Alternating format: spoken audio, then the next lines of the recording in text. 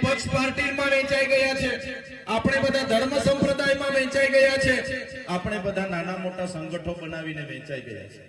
આપણામાં એકતા નથી. એટલા માટે આજે આદિવાસી સમાજની આ હાલત છે. સાથીઓ, દેશમાં 8% આદિવાસી છે. ગુજરાતમાં વાત કરું, આદિવાસી કોમ્યુનિટીની વસ્તી 15% છે. છતાંય આપણી હાલત આ પરિસ્થિતિ, આપણી પરિસ્થિતિ આ છે. આપણે બધાએ સ્વીકારવું પડશે. એમાં બધાની જ ભૂલ છે, બધાની જ આમાં ભૂલ છે.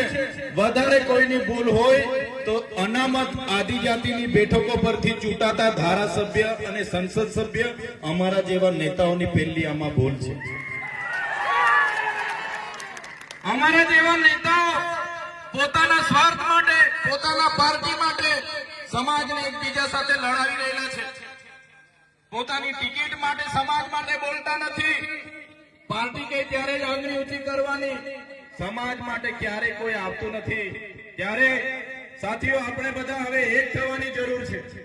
ચૂંટણીઓ તો આવશે ને જશે, ચૂંટણીઓ લડશું, જીતશું, બધું જ થવાનું છે. પણ જયારે આદિવાસીની વાત આવે તો બધી જ પક્ષ પાર્ટી, બધા સંપ્રદાયો, બધા સંગઠનો ઘરે મૂકીને બધા એક થવું જ પડશે, તો જ આદિવાસીનો ઉદ્ધાર થશે. સાથે આજે આદિવાસી વિસ્તારની વાત કરીએ, આગળના વક્તા